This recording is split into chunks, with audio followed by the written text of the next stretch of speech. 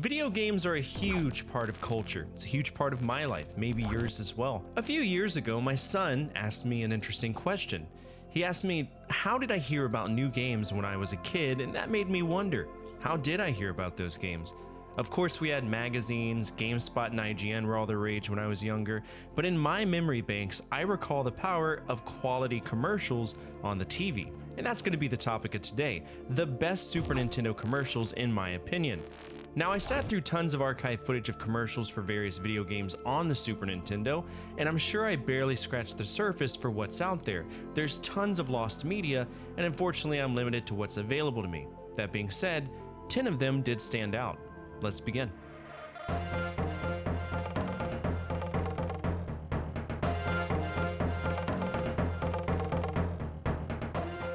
Fighting games for a long time, they were hit and miss. For many of you, you had the luxury of experiencing the formulation of many of the genres that we know and love today, from the original runs of games like Karateka, to Renegade, to Vigilante, Double Dragon. Those games rocked. But in the 90s, the tournament fighter came to prevalence and was perfected by two major franchises, Street Fighter and Mortal Kombat. I had the luxury of playing both of these as a kid because Dad had a Sega Genesis when I was young. I'm talking in diapers young, but it was still a foundational core memory for me, and I treasure that. But how was Mortal Kombat advertised back then?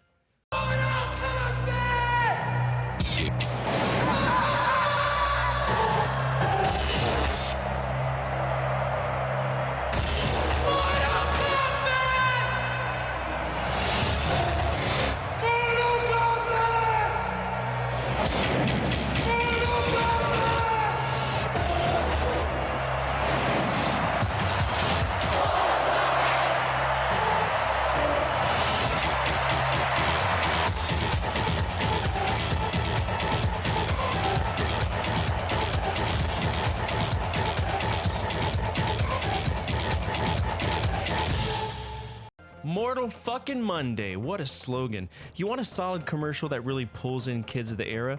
Do this. This is excellent. It kind of blows my mind that the commercial for Mortal Kombat 1 was so phenomenal, yet the commercial for Mortal Kombat 3 was so dreadful. To me, this is one of the most culturally impactful 16-bit era commercials to date. It's just that good.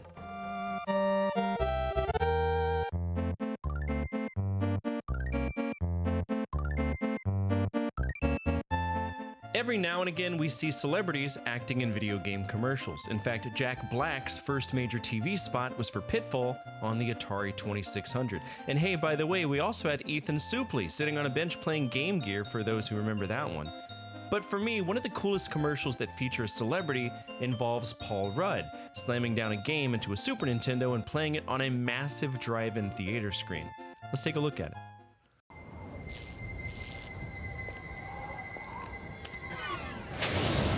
Decide to step up to this kind of power, this kind of challenge, this kind of flying, crashing, feeling. When you decide to get serious, there's only one place to come, the games of Super Nintendo. No one else creates this kind of experience, because no one else creates these kinds of games. Now you're playing with power, superpower. For as simple as this is, it's the formula that I prefer. As I mentioned in the previous episode, which if you haven't watched, I'll link down below and at the end of this episode, there was a nasty tendency to try to create edgy commercials. I mean, they needed to. Sega was out there doing it, and they were making tons of money from it, so a vast majority of Super Nintendo commercials of the era involved quick cuts, flashbang transitions, some indie band's shitty demo tape, and of course, fuck Sega. But it's nice to go back and watch these early ones, where they simply wanted to show off what the system was capable of doing.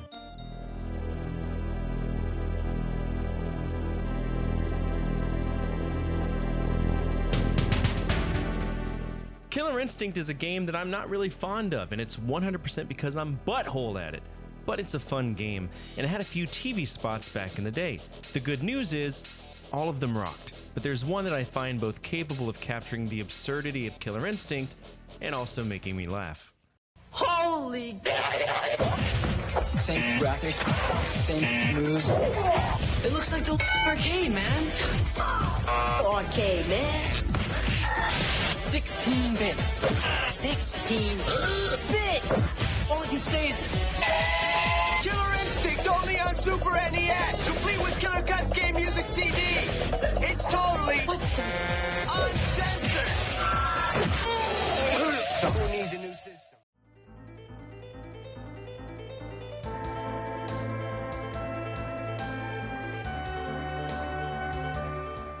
It's a well-known fact on the channel that growing up, I didn't like RPGs and I really didn't enjoy JRPGs for a while, and then Final Fantasy changed that for me. One of the first games I streamed on Twitch, long before I had my established rules of release, was Final Fantasy IV, known as 2 in the US regions. I wasn't a huge fan of the plot, but the game itself was wonderful, a great entry on the Super Nintendo, and also one that would set me up for one of the greatest games ever created. Final Fantasy III. Let's take a look at the commercial that ran for us. It's quite relatable.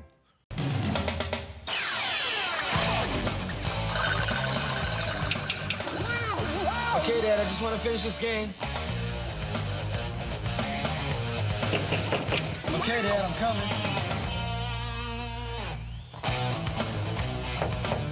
Yeah, I'm almost at the end. What happened to summer? Final Fantasy. Yeah, Game Boy. It ain't over till it's over.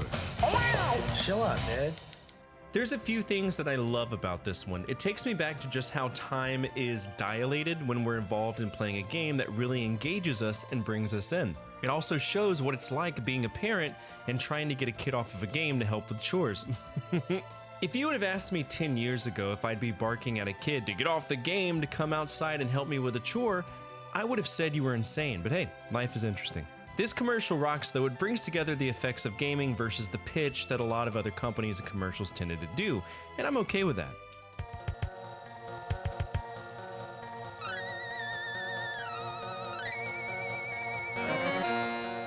It's been a long time since this asshole of a game showed up on one of my lists. There was a time when one of our community members, Lofter, suggested that I put this on every list somehow, either by reference or by directly finding a way to do so. And while I thought it was hilarious, it didn't really fit every video, just most of them. Zombies Ate My Neighbor is interesting to me though, because it's a relationship between Konami and LucasArts, and it was done well. It's a shame the game is an absolute fucking horrible one-sitter nightmare. They're coming to your neighborhood. You're not the pizza guy. Zombies Ate My Neighbors! Now playing on Sega Genesis and Super NES, a 55-level feeding frenzy of time-cut creature features. Fend off bee-moving maniacs with your weed whackers, exploding soda pop, and boozy squirt gun. Save the neighbors! Or they're dead meat. Zombies Ate My Neighbors! From Konami. I love this commercial, and I love it for a few reasons. The big one is that they put everything on the table. You know there's gonna be zombies, you know that you'll need to save your neighbors, and most importantly, you know there's gonna be 55 levels. I can't really name another time in a commercial, at least off the top of my head, where a company openly said, here's how many levels this game has. And in some cases, I wish I would have known, because I would have never even shared the same oxygen with Populous had I known it had 500 fucking levels! Other than that, the cinematography is great, and I would have been interested in buying this as a kid.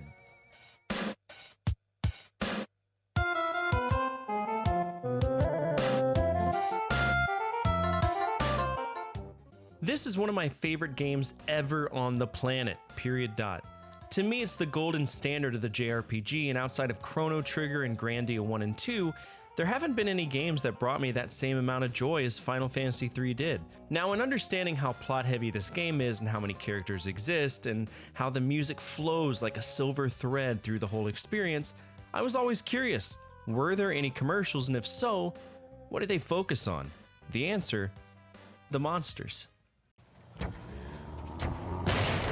Okay, kid, show me what you got. Yeah, right. Next. Yes. Next. Ooh, scary. Next. Next. Next. Next. Final Fantasy III. Do you have what it takes? Final Fantasy III from Squaresoft. Next. So we see a Moogle holding a casting call, just accepting any and all monsters that remotely interest him, and they all get blasted directly into the box. That's clever. And in comparison to the ad we saw for Final Fantasy II, it had a lot more humor, which I appreciate. Also, that last little monster is hilarious. His pupils get massive before he crosses the door threshold.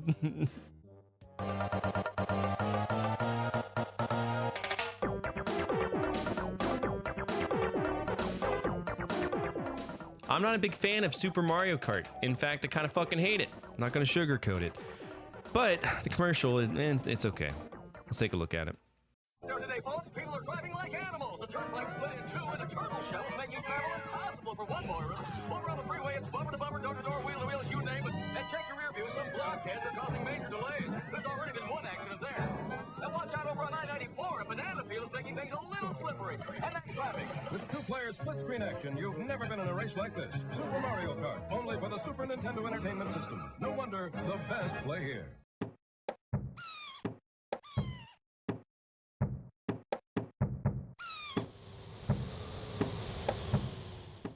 You know, for years, I thought this was related to The Secret of Mana because it plays very similarly and even has the same kind of menu. And guess what? They were both made by Square, but that being said, I actually haven't played it yet.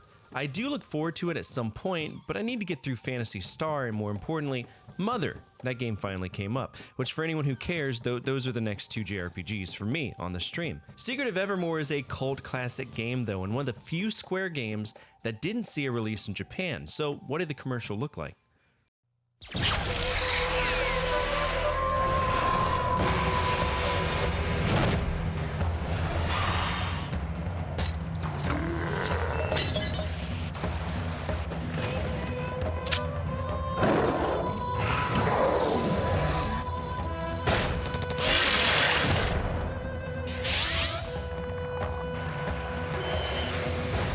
Secret of Evermore.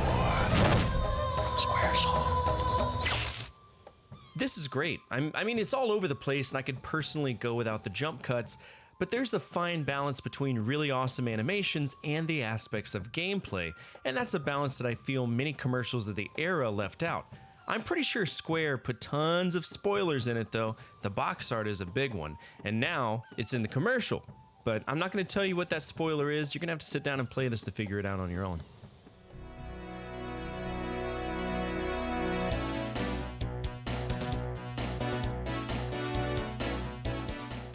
Long before we had NBA 2K, the basketball game that everyone played was NBA Jam. It coined the term, "he's heating up," and "he's on fire." And that's been used quite often as a cultural term. I still say it, and I've played the game one entire whopping time. Never really got into arcade sports games outside of certain baseball ones. This was a massive game, and it was cool because it was Midway, and the game before that was dog shit. Arch rivals. Not a big fan.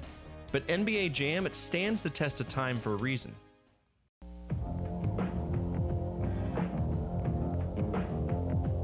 Jam.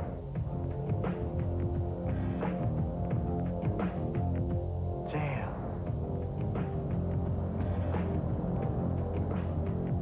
Jam.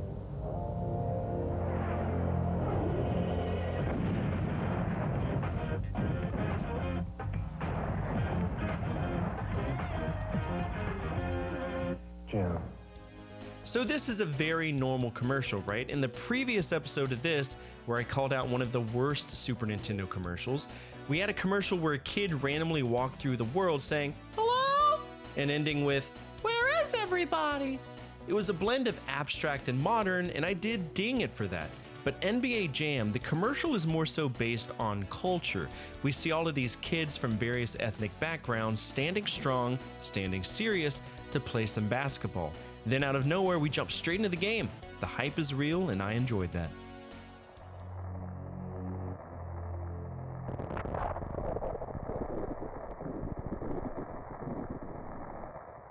I feel that the RNG is slowly Stockholm syndroming me into playing this game. It's so hard to keep Super Metroid off of lists because it was so relevant during the time it was around. But hey, good news, connoisseurs of Metroidvanias. I have determined that I don't totally hate the genre.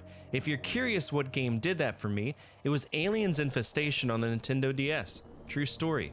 But Super Metroid, high-selling game, one of the greatest games of all time, and this is how it was advertised.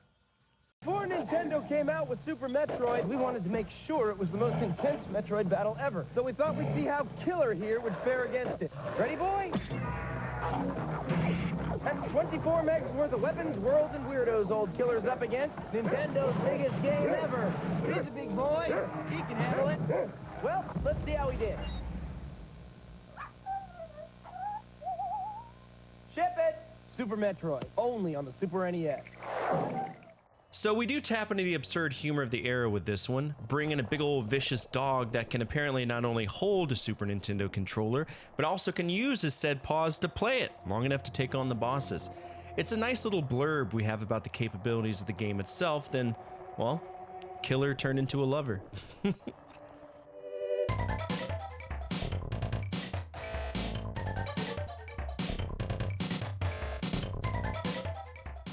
I fucking hate this game.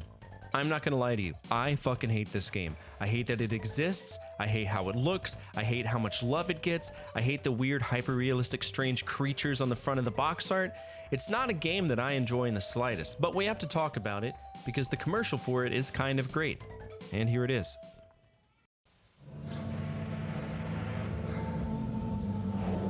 You are witnessing a new technology.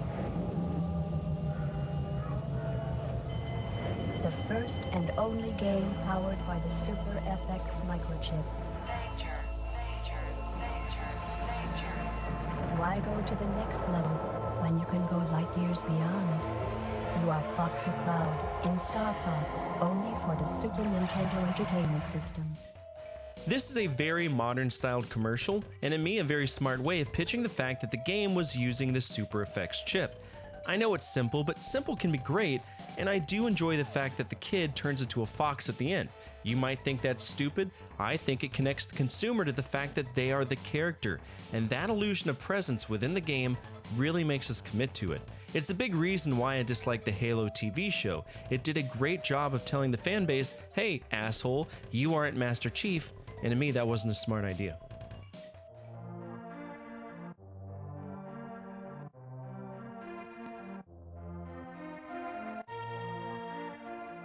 To me, the fourth generation of gaming had the most insanely interesting, in-your-face console war that has ever existed in the history of video gaming. Sega versus Nintendo. To see those commercials come across the screen, it was a non-stop example of shots fired. Sega would say, Genesis does what Nintendo don't.